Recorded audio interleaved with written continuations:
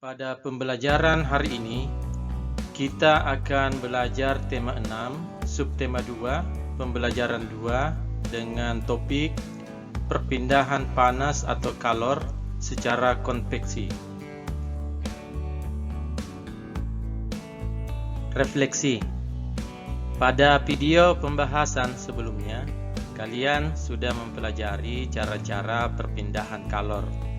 Cara perpindahan kalor ada 3 macam, yaitu konduksi, konveksi, dan radiasi. Masih ingatkah kalian perbedaan ketiganya?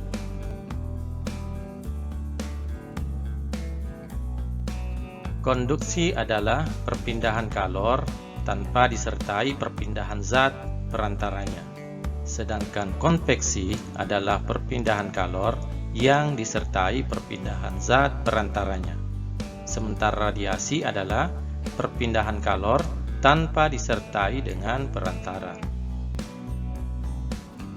Pada pembelajaran kita kali ini, pembahasan materi akan dilanjutkan pada pembahasan seputar perpindahan kalor secara konveksi. Bagaimana sajakah itu? Yuk kita cari tahu. Perpindahan kalor secara konveksi. Pada umumnya, peristiwa perpindahan kalor secara konveksi terjadi pada zat cair dan gas. Zat jenis ini akan memuai seketika menerima kalor dan akan berubah menjadi lebih ringan sehingga dapat bergerak ke atas.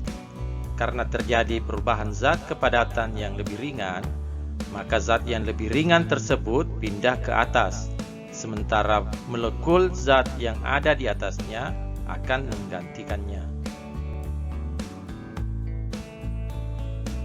Perpindahan secara konveksi dapat diumpamakan dengan kegiatan memindahkan setumpuk pasir dari satu tempat ke tempat lain. Perhatikan gambar gerobak yang bolak-balik di bawah. Ketika pasir tersebut dipindahkan dengan gerobak ke tempat lain, tentu gerobaknya ikut pindah bersama dengan pasir tersebut. Jika pasir itu diumpamakan sebagai energi panas dan gerobak itu adalah medianya, maka perpindahan kalor dengan cara konveksi akan menyertakan perantaranya.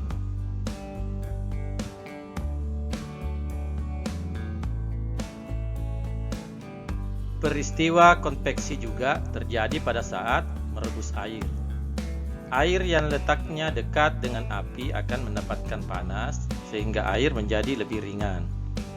Air akan bergerak ke atas dan digantikan oleh air yang ada di atasnya. Demikian seterusnya. Di samping kita bisa lihat contoh air menguap akibat dipanaskan. Peristiwa perpindahan panas secara konveksi sering terjadi di sekitar kita, namun terkadang kita tidak menyadarinya. Contoh peristiwa konveksi yang lain adalah penggunaan cerobong asap pada pabrik. Ayo kita bereksperimen tentang cara perpindahan kalor seperti yang langkah-langkahnya dapat dilihat pada buku tema 6 halaman 83 dengan pengawasan orang tua di rumah. Tadi kita sudah bereksperimen. Sekarang pembahasan kita akan lanjut ke seni tari daerah. Sebagaimana kalian ketahui, negeri kita memiliki berbagai bentuk seni daerah yang diturunkan dari sejak dahulu kala. Salah satu bentuk seni itu adalah seni tari. Pernahkah kalian memperhatikan sebuah pertunjukan tari? Tahukah kalian, pola dasar dari pola lantai itu hanya ada 2 macam. 2 macam pola dasar tersebut yaitu pola lantai lurus dan pola lantai lengkung.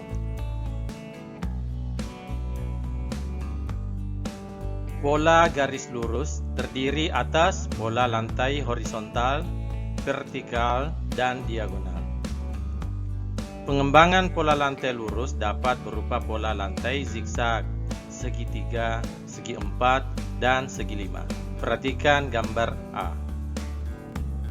Pola garis lengkung dapat dikembangkan menjadi berbagai pola lantai, antara lain berupa lingkaran, angka 8, garis lengkung ke depan, dan garis lengkung ke belakang. Lihat gambar B. Lihat gambar A. Contoh tari piring yang berasal dari Sumatera Barat yang menggunakan pola lantai garis segi empat, yaitu pengembangan dari pola garis lurus. Lihat gambar B. Contoh tari pendet yang berasal dari Bali yang menggunakan pola lantai garis lengkung ke depan, yaitu pengembangan dari pola garis lurus.